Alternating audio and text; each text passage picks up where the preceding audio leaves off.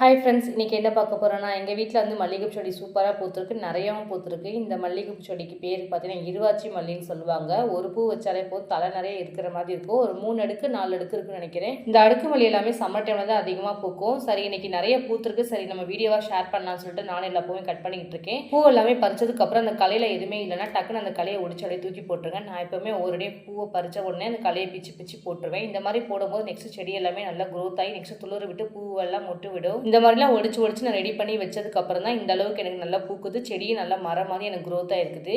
இதே மாதிரி மெத்தடில் நீங்களும் பண்ணுங்கள். உங்கள் வீட்லேயும் பூக்காத செடி கூட நல்லா பூ பூக்கும். அதே மாதிரி அடிக்கடி நான் உரம் எரு எல்லாமே நான் போட்டுக்கிட்டு இருக்கேன். இந்த பூ எல்லாமே ஒரு நாள் பூ இல்லை, 2 நாள் பூ. முதல் நாளே நான் எல்லா பூவும் இதே மாதிரி எடுத்து நான் வச்சுருக்கேன். 2வது நாள் பூ இதெல்லாம் சேர்த்து நான் உங்களுக்கு நான் காமிக்கிறேன். எந்த அளவு பூ பூத்துருக்கு பாருங்கள். நம்ம வீட்டில் பூக்கிற பூவை ஸ்மெல் பண்ணி பார்த்தா செம்ம வாசனை இருக்கும். கடையில் வாங்கினீங்கன்னா கூட அந்த அளவுக்கு வாசனை இருக்காது. இதே மாதிரி நீங்களும் உங்கள் வீட்டில் பூக்கிற பூவை தலையில் வச்சு அழகு பார்த்துறீங்களா? கமெண்ட்டில் சொல்லுங்கள். பாய்.